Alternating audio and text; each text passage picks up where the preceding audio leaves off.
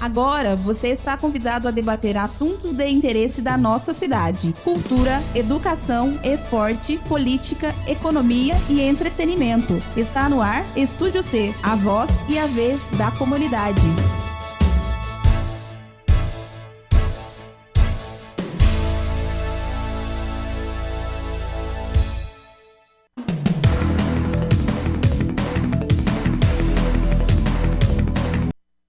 Bom dia, ouvintes da nossa rádio comunitária 87.9.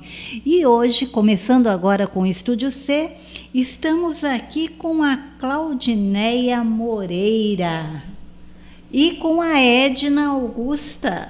Nós vamos conversar com a Claudineia hoje sobre... um minutinho só, já. Claudineia, bom dia. Bom dia, pessoal. Muito obrigado pelo convite. Mais uma vez aqui na Rádio Comunitária, né? Tivemos um probleminha técnico aqui, já está sendo solucionado. É ao vivo, né? Ao vivo a gente sempre tem, às vezes, os percalços do dia, mas já deu certo. Então, o alarme resolveu mostrar que está vivo. Ai, Jesus. Bom, Claudineia, que bom que você está aqui hoje. Então, vamos começar pela pergunta tradicional. A Claudineia, apresente-se. Quem é Claudineia Moreira? Ai, bom dia, né? Primeiro, um prazer estar aqui com todos vocês. Quero agradecer os ouvintes da comunitária por nos acompanhar e pela oportunidade, né? Nós sabemos que os projetos de rádio comunitária são projetos importantes para a comunidade onde elas existem e prestam aí um grande apoio social. Então, muito grata pelo convite. Quem eu sou? É difícil, né, a gente falar quem a gente é.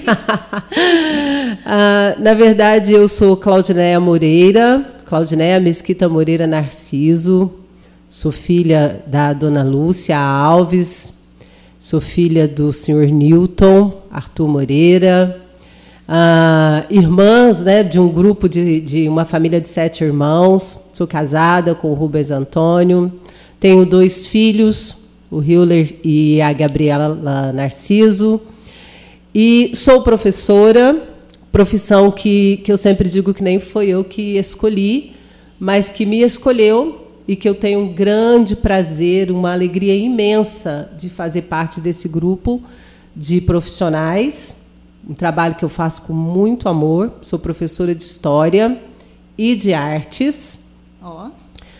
Sou formada em História, Artes e Pedagogia. Sou pós-graduada por estudos da África, estudos da ditadura militar.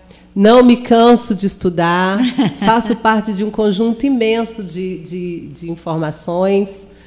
Sou apoiadora do movimento cultural do hip-hop, o qual faço parte desde os fins da década de 80, como Biguel, hoje como poeta do slam, que é um ramo poético engajado, que ocorrem batalhas e outras. Sou participante da Academia Feminina Sul-Mineira de Letras, a AFESMIL, e faço parte do Café com Letras aqui em Gospé. E estou aí, faço parte de diversos... Neste momento, estou fazendo parte do grupo que está na administração da rádio comunitária, como presidente. Mas é um coletivo, então a gente procura trabalhar sempre no coletivo, né? A questão da presidência é apenas como que eu vou dizer, um cargo, não? É uma função que tem que ter ali dentro da associação, então estou aí dentro da associação, né, que toma conta da rádio comunitária, atualmente como presidente. Mas sou me considero uma pessoa múltipla, já que estou sempre assim engajada em diversos movimentos, assim. Me sinto útil nesses movimentos. Realmente você é uma pessoa múltipla, porque ser professora de 2 matérias bastante intensas, que é a História e a Arte, porque, assim, tanto História quanto Artes não tem só uma linha, são múltiplas linhas, você tem que entender de tantas e tantas coisas. E nós vamos falar sobre isso aqui também, né? Dia 1º de maio foi Dia da Literatura Brasileira, dia 5, Dia Mundial da Língua Portuguesa, também dia 5, Dia Nacional das Comunicações, e eu acho que ninguém melhor que você para falar de tudo isso, né, Claudineia? Como que se deu, assim, como que você começou a participar da FESMIL, mas antes da FESMIL você também participa de um movimento da FAOP, né? De artesanato. Como que é isso aí? Fala pra também gente. Estou lá no PIPA Artesanato, que é uma proposta da FAOP, né? Na verdade, a minha relação, todo o meu processo tem uma relação com a educação. Desde a infância eu sempre fui aficionada por tudo que a educação poderia propiciar. Eu aprendi a ler aos 5 anos de idade e li livros imensos, coleção Vagalume, que acho que fez parte, né, da nossa história, que os nossos jovens hoje talvez nem todos eles conheçam, mas era uma coleção maravilhosa. Então eu sempre tive esse interesse por ler e escrever. Então, desde a infância eu escrevia alguma coisa e estava sempre lendo. Não tenho um domínio completo da língua portuguesa, não posso nem ousar falar isso, né? Eu sempre conto quando eu escrevo textos, quando eu pretendo lançar esses textos, divulgar, eu conto com o apoio das minhas colegas Sandra Eugênia, de português, a minha colega Elisete Mendes também, que além de fazer uma leitura mais criteriosa, né, já que elas são da área, elas também me orientam naquilo que eu preciso. Então, são 2 grandes orientadoras que eu tenho aqui em Gospé. Mas a minha relação sempre com a educação, a leitura e a literatura sempre foi muito intensa. Eu sempre gostei de ler, sempre gostei de estar informada.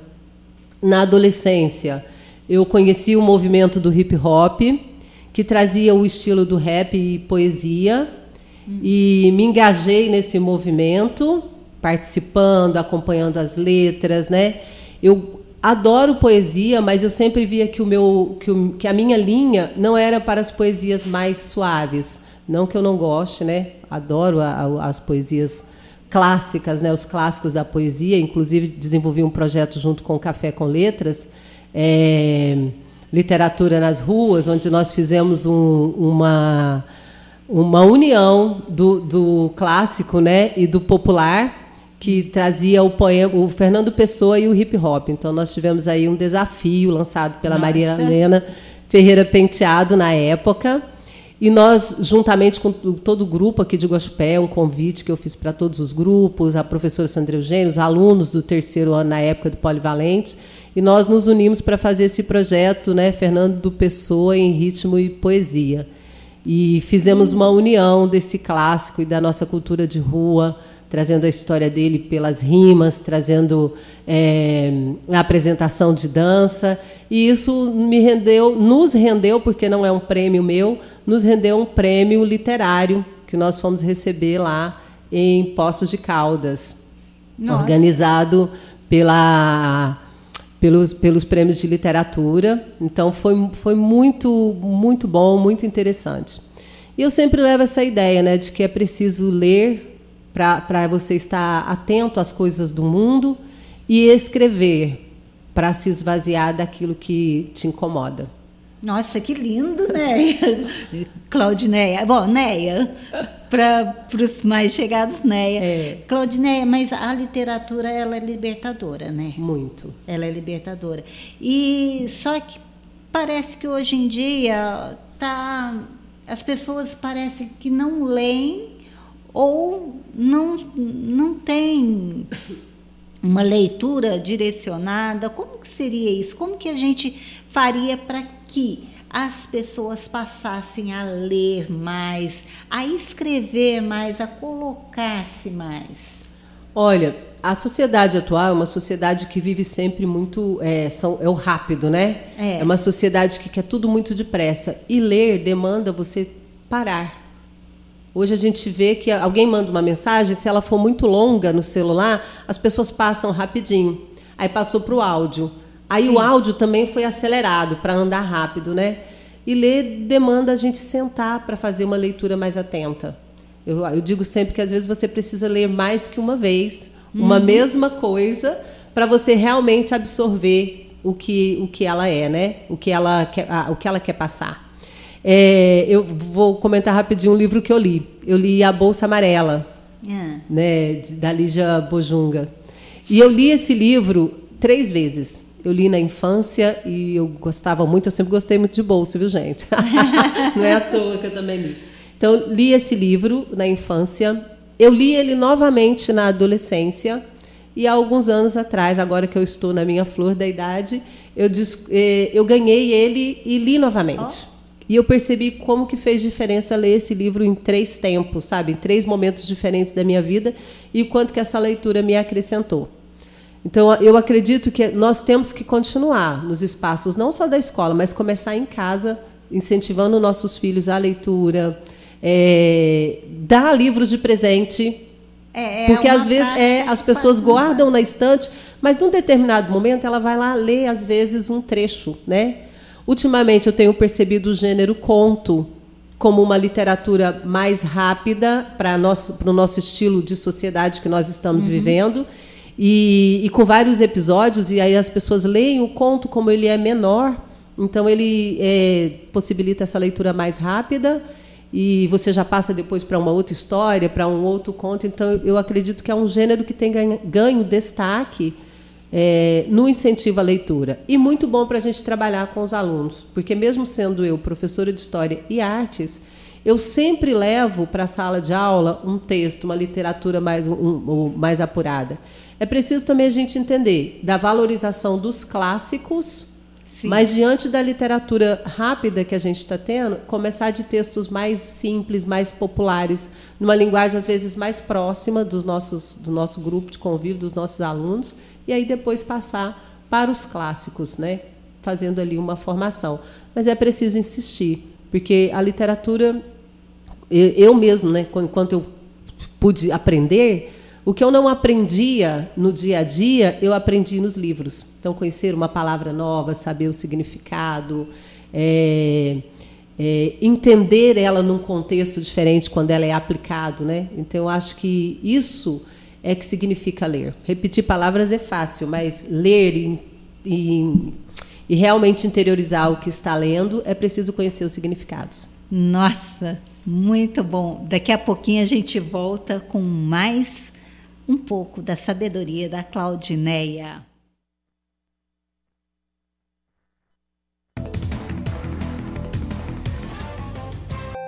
Deixa eu te falar uma coisa. A comunitária não deve favorzinho para nenhum político, para nenhuma igreja e para nenhum grupo comercial. A comunitária não tem dono. É um meio de comunicação diferente que pertence ao povo de Guaxupé. E agora voltamos com mais um pouco da entrevista com a Claudineia Moreira. Claudineia, vamos falar agora sobre o prêmio que vocês receberam em Poços de Caldas, né? Fala um pouco para a gente. Esse prêmio é organizado pela comissão do Prêmio Leitor Sul Mineiro, que abre espaços para que práticas de leituras e literatura sejam escritas, após uma análise de uma comissão, né, específica.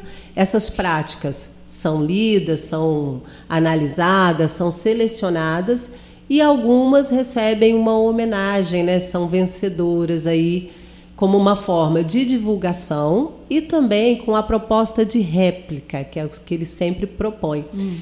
O desenvolvimento, avaliar e valorizar projetos de leituras ou projetos literários que permitam a réplica em qualquer espaço, levando o incentivo à leitura em todo o Brasil, mais especificadamente dentro da proposta no sul de Minas. Tá, no caso, a proposta, por exemplo, esses projetos, eles têm que ser necessariamente desenvolvidos nas escolas ou em qualquer outro espaço? Qualquer espaço. Então, qualquer pessoa que desenvolva uma prática, e essa prática tem ali atinja um determinado grupo de pessoas, uma comunidade, e se destaque, a pessoa pode se cadastrar dentro do Prêmio Leitoso Mineiro. É possível encontrar o blog, no Facebook, nas redes sociais do Prêmio Leitoso Mineiro, vocês têm acesso.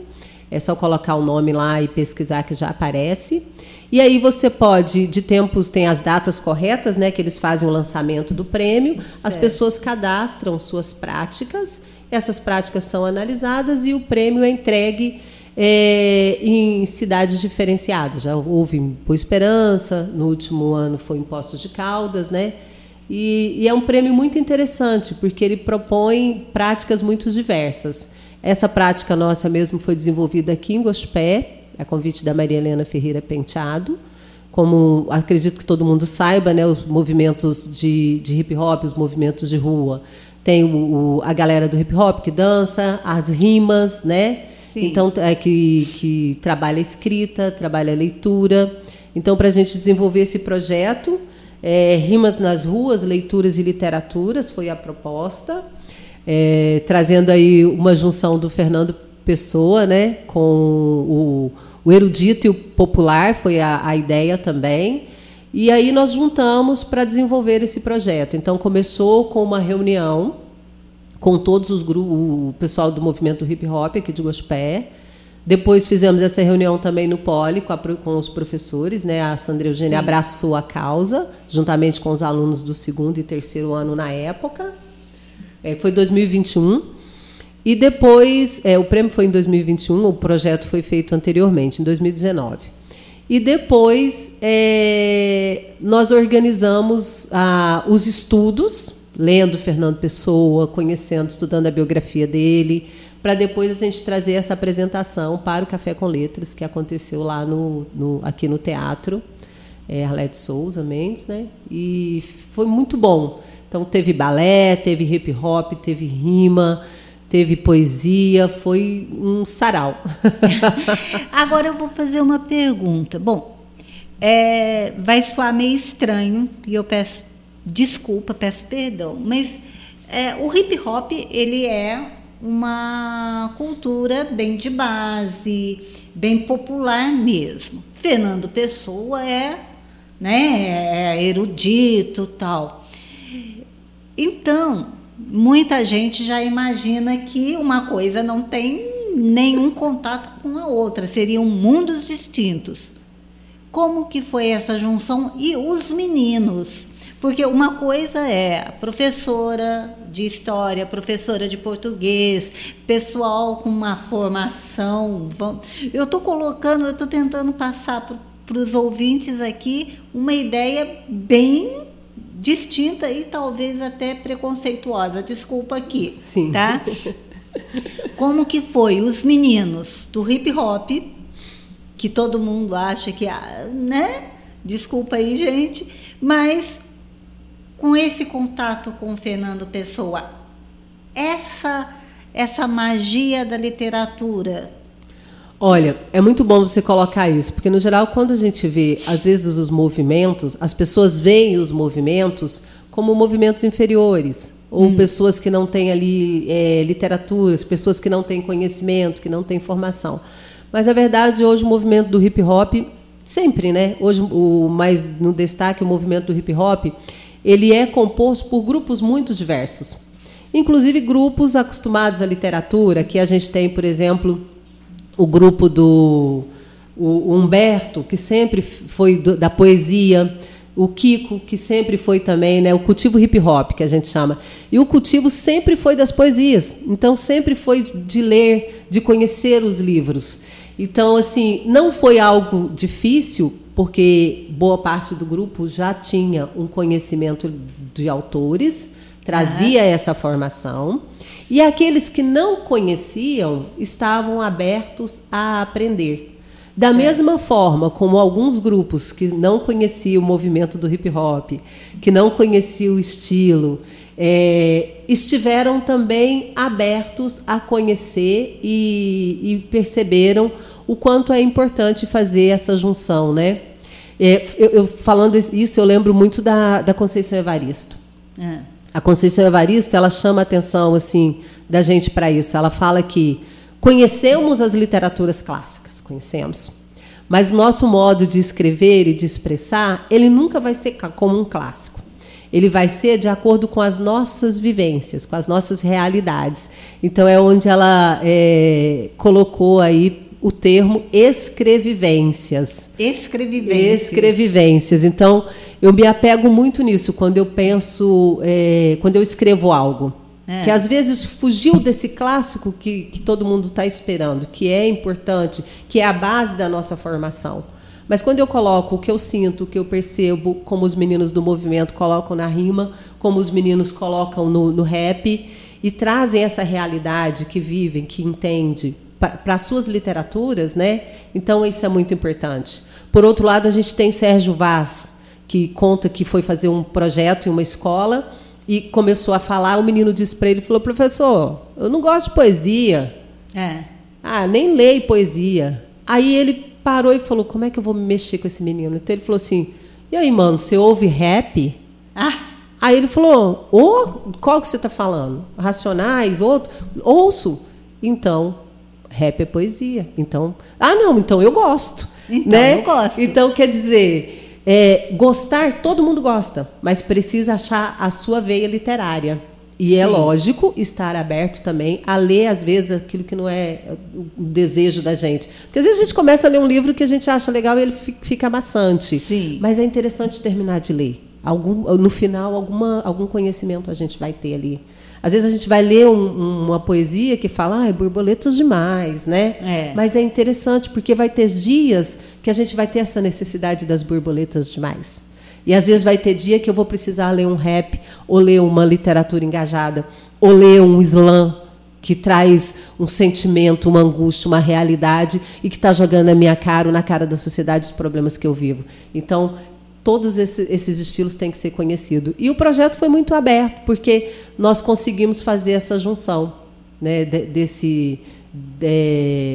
porque a literatura é tirar esses preconceitos, né? Nos despir desses preconceitos e trabalhar junto, um aprendendo com o outro, porque todo mundo tem sempre algo a ensinar. Isso mesmo. E, assim, o que é o slam? Para a gente não confundir com o outro slam. Vamos lá. De islamismo, né? Isso.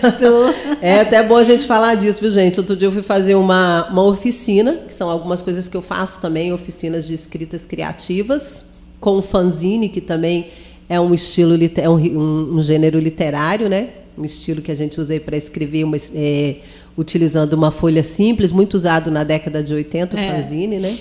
Para produzir textos rápidos, baratos e conseguir aí distribuir, criando como se fosse uma mini revista, né? Vem de magazine, uma mini revista para você expressar suas ideias e pensamentos.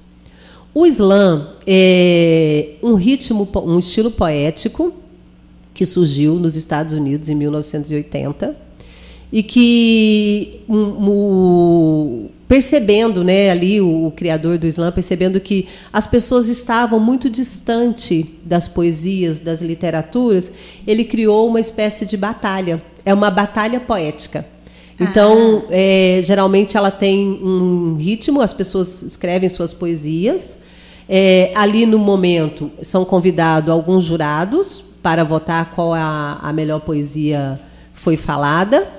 O poeta tem 3 minutos para expressar a sua poesia. Ele não pode usar adereço, ele não pode usar nada na sua expressão, ele tem que fazer uma performance utilizando a voz e o próprio corpo, né, para expressar. 3 minutos, e os jurados, terminado ali, os jurados julgam quem é o melhor. Quem trouxe esse estilo para o Brasil foi a Roberta Estrela Dalva, que é também uma poetisa do ritmo, que já participou. Hoje o slam tem, esse estilo poético tem campeonatos internacionais, e ela é uma das participantes, né, desses campeonatos, e que tem chegado nas escolas. Aqui a gente tem uma gama de slams já formado. Nós temos em São Paulo o slam da Guilhermina, que é muito famoso. Nós temos diversos slams também em Minas, né?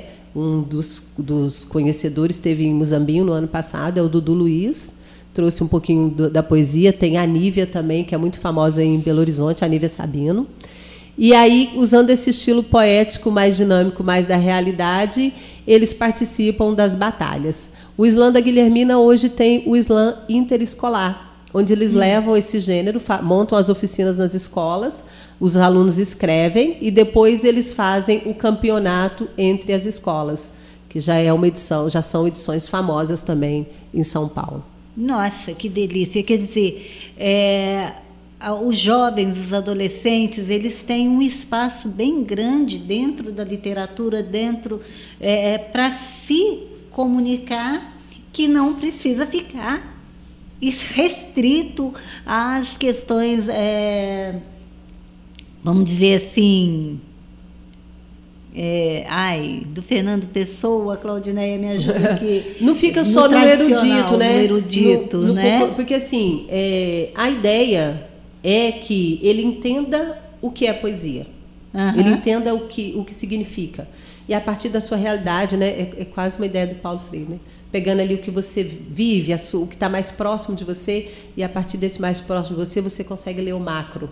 Então, a partir desse micro, do que eu tenho acesso mais simples, aquilo que eu conheço, entendendo às vezes que o rap é poesia, que é um estilo, né, um ritmo poético, e que aí, a partir desse ritmo poético, para eu escrever melhor a minha rima, eu preciso conhecer mais. Sim. Então, aí eu vou ler um clássico, porque aí eu vou ter mais um maior grupo de palavras. No momento da minha batalha, eu vou estar mais preparado. No momento de escrever a minha poesia do slam, eu vou saber usar um conjunto diversificado de temas, de palavras. Então, essa é a ideia, é sempre pegar ali desse micro, a partir do que eu conheço, e desse que eu conheço, e mostrando a necessidade de conhecer o macro, que seria a literatura no geral. Nossa!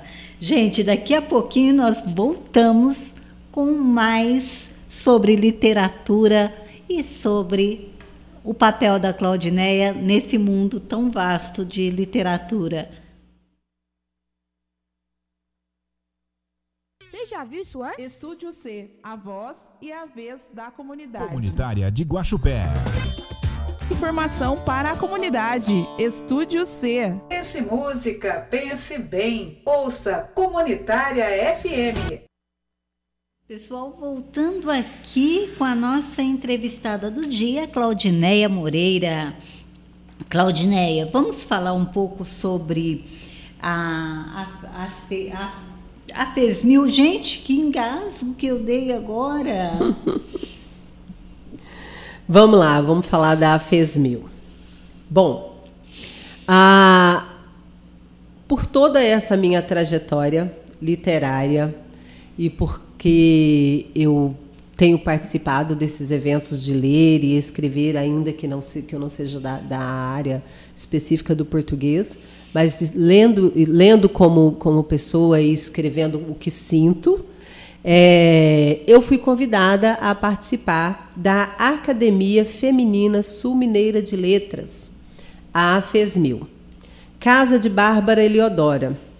A AFESMIL é uma entidade civil de natureza literária e cultural, sem fins lucrativos, que foi inaugurada em 24 de maio de 2021. Ela é presidida pela nossa poeta de São Sebastião do Paraíso, dona Dalila Corovinel, e há pouco, atualmente, esse ano, na verdade, de 2024, essa posse está passando para uma das nossas confreiras aqui de Guaxupé, a Beth Brockman. Então, na Academia Feminina Sul-Mineira de Letras é composta por um grande número de mulheres que têm literaturas muito diversas. Eu estou, nesta academia, ocupando a cadeira 14, de Maria Cecília de Jesus, porque tem muito a ver com aquilo que eu pratico, que é a oralidade. Então, como eu estou sempre ali nos movimentos de rima, no movimento do slam, nos movimentos do hip hop, na contação de história na sala de aula e também no dia a dia, eu tenho levado os contos africanos para feiras, para movimentos, para eventos, inclusive aqui em Guaxupé, já há algum tempo. Então, foi por causa dessa minha ação porque eu fui parar na Academia Feminina Sul-Mineira de Letras. É formado por um grupo de mulheres assim internacional, né, voltada para o estudo de escritoras brasileiras, né, de poetisas, de literárias, de preferência do sul de Minas.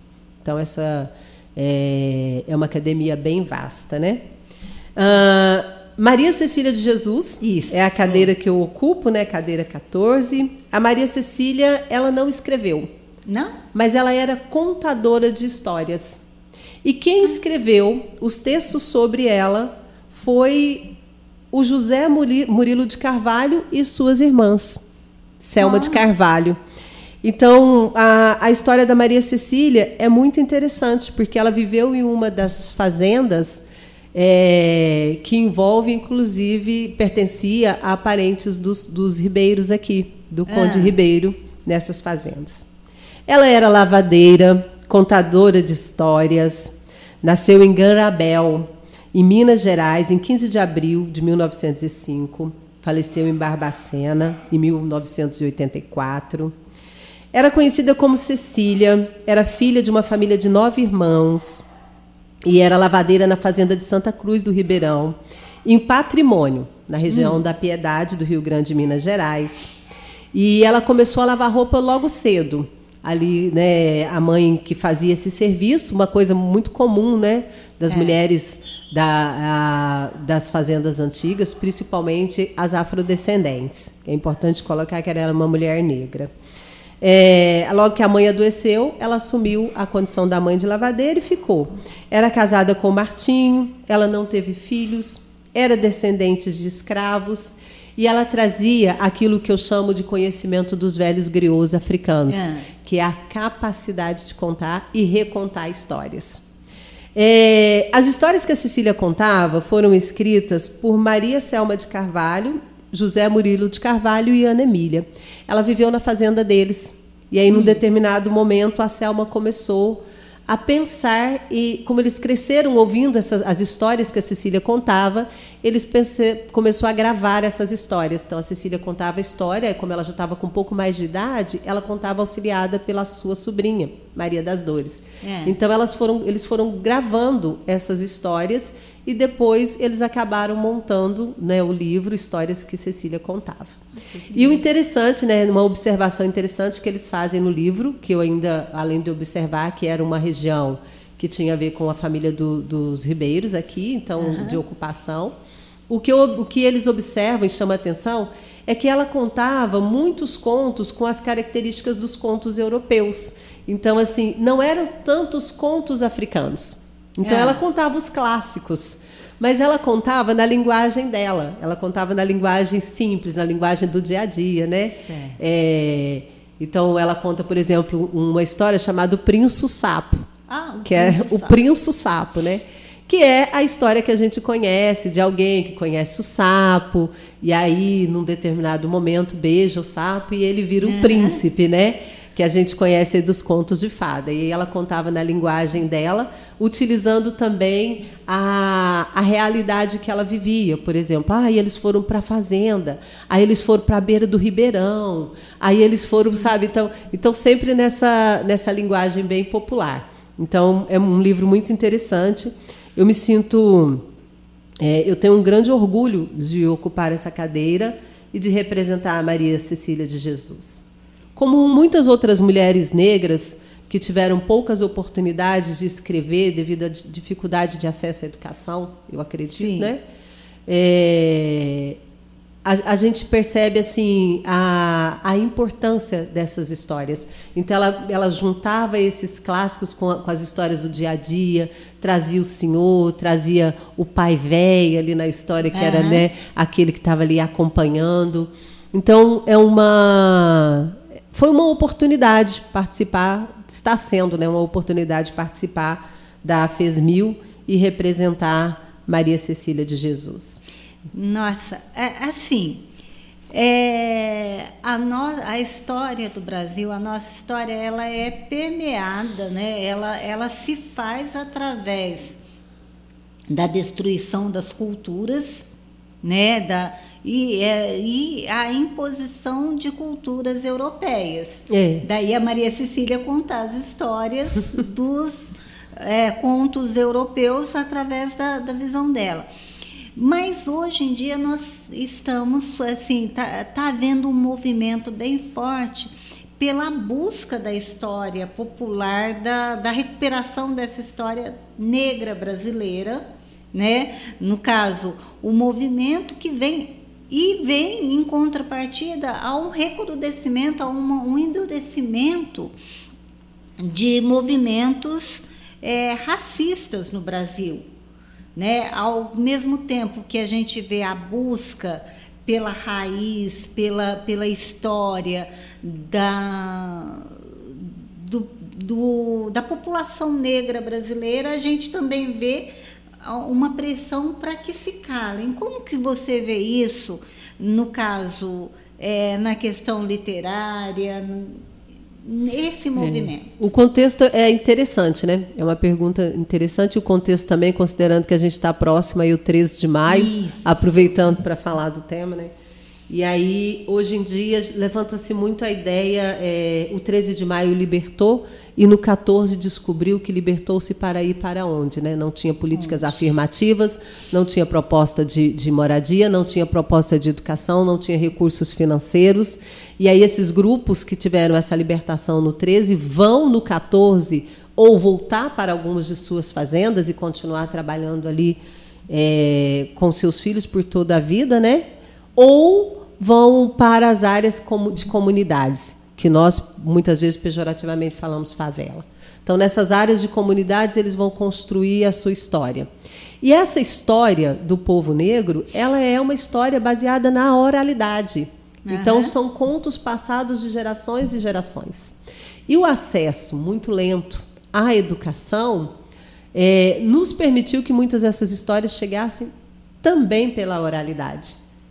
E nesse processo, muitas foram apagadas, muitas foram esquecidas, muitas foram abandonadas. No momento, nós estamos tendo um resgate muito bom, inclusive, dessa literatura negra, dessa literatura do dia a dia, dessa literatura que eu já falei, que a Conceição chama de escrevivência, onde as realidades vai estar presente, né? A gente tem, por exemplo, Carolina Maria de Jesus, que conta, né, nos seus livros, as suas histórias. Sim. No seu livro ali, a sua história, né, esqueci o nome aqui do livro dela, o Diário... Já lembro, gente. Então, Maria Cecília, a gente tem, no caso, a Carolina, né, Maria, e ela conta a realidade da favela. Ela conta no diário dela o que ela está vivendo. Ela conta nesse diário a busca pelo alimento para a família, né? E aí um jornalista francês que encontra as escritas e acaba ajudando ela a lançar o livro. Mas depois o segundo lançamento de livros dela já não tem tanto destaque. E ficou meio que apagado. Há uns anos atrás, ela aparece novamente como um livro obrigatório na universidade. E aí tem um novo boom, né? Um renascer para essas literaturas, o que é ótimo. Além disso, a gente tem, como eu já citei, a Conceição Evaristo, que começou a escrevia a vida toda, mas lançar o livro mesmo já tinha mais idade, quando consegue ter esse acesso, né? E aí trazer as suas literaturas, trazer como em Lágrimas Insubmissas de Mulheres, que ela traz vários contos sobre histórias de mulheres diversas, sobre pessoas com quem ela conviveu e pessoas e de onde ela foi tirando ali. E outras não são histórias reais, são fictícias, mas que foram englobadas com as histórias reais, né? Então, a gente tem uma gama, né, dessa construção. Atualmente, também li um livro muito interessante da jornalista Raquel Quintiliano, que ela conta negras percepções na pandemia. Então, ela conta da realidade da comunidade negra durante a pandemia.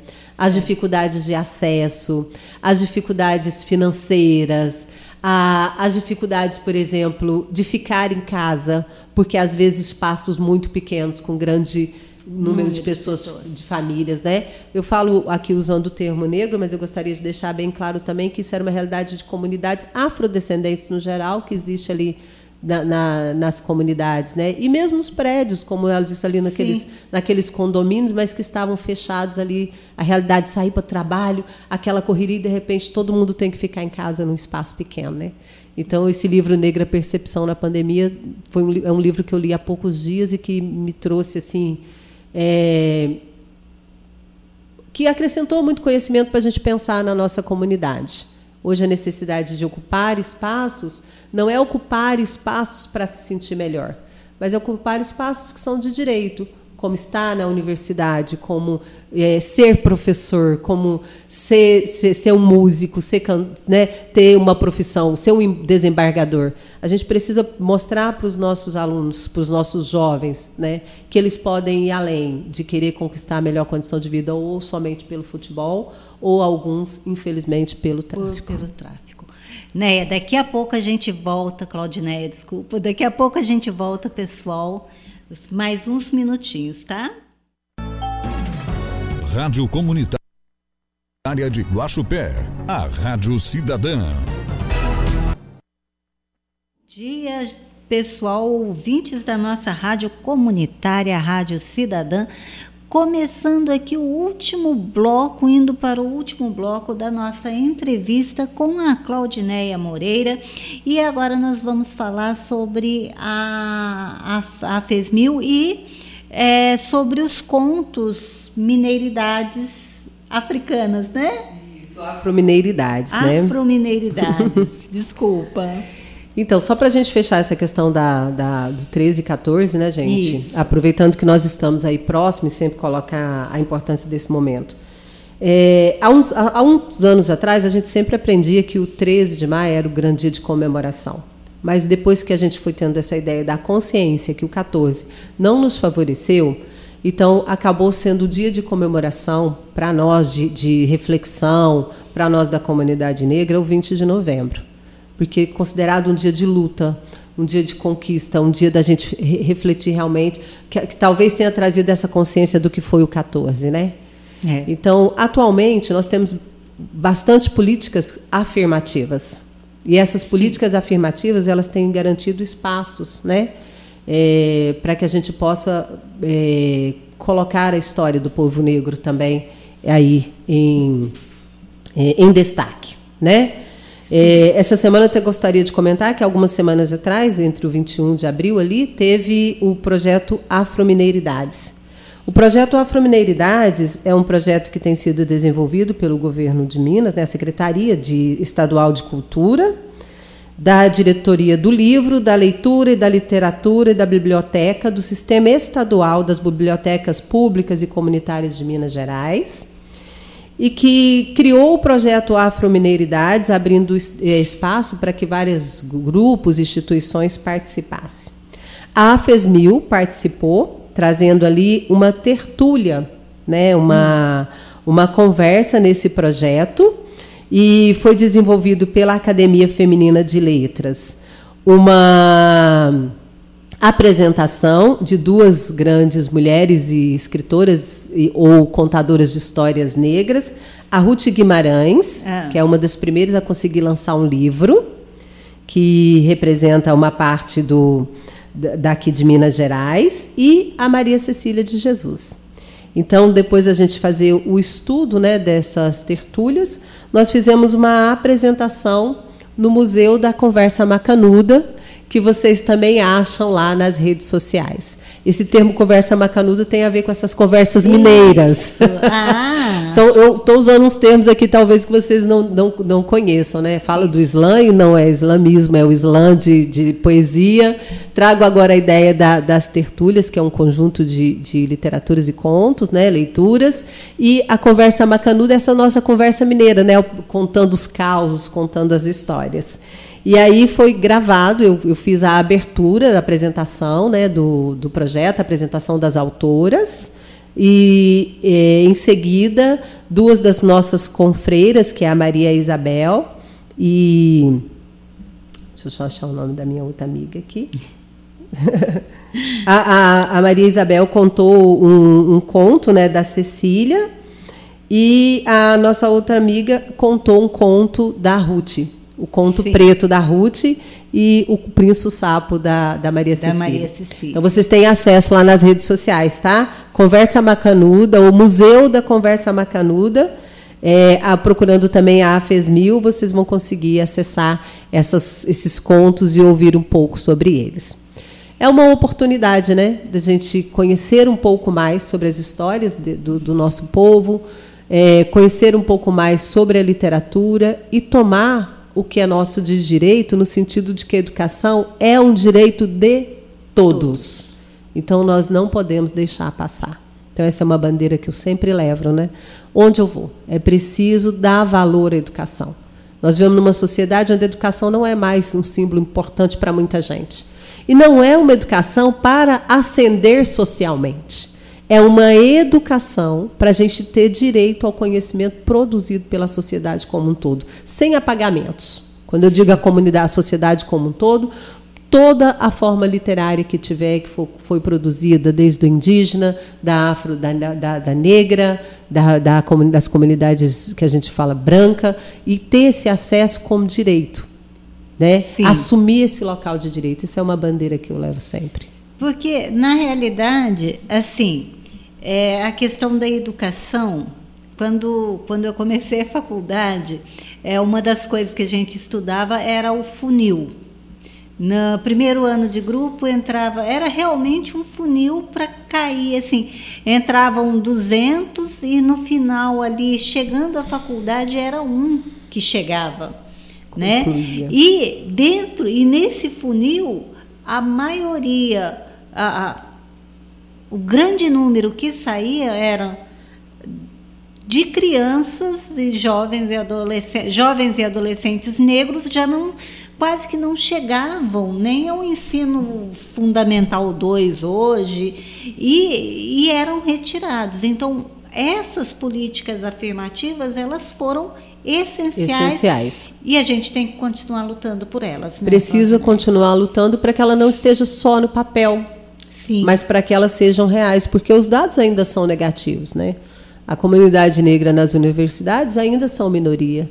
As comunidades negras concluindo, ou os afrodescendentes e grupos indígenas também aqui, que eu gostaria de colocar, ainda são grupos que, às vezes, não conseguem concluir o ensino médio. Muitos dos nossos jovens acabam tendo que começar a trabalhar para ajudar a família. E aí, nesse trabalho, vai para o curso da noite, e às vezes vão ficando desestimulados, né? Então, é preciso fazer eles acreditar que a educação é uma oportunidade, é um caminho e, principalmente, é um direito. É um direito. E, enquanto direitos, nós não podemos deixar abandonado. E, Claudiné, nós estamos indo aí para os últimos 3 minutos da nossa entrevista. Eu acho que das próximas a gente vai ter que fazer 3 horas de entrevista. Não dá. Passando muito rápido. Alguma consideração sobre superações sua, que você conhece, questão assim, como a literatura tem proporcionado a você e às outras pessoas? Olha, eu sempre escrevo para me divertir, escrevo para contar minhas lamúrias, né? No último ano, acho que as pessoas que me conhecem sabem que eu enfrentei um câncer de mama de 2021 para 2022. E aí estou em processo, né, de remissão. E a escrita, a literatura foi minha grande companheira.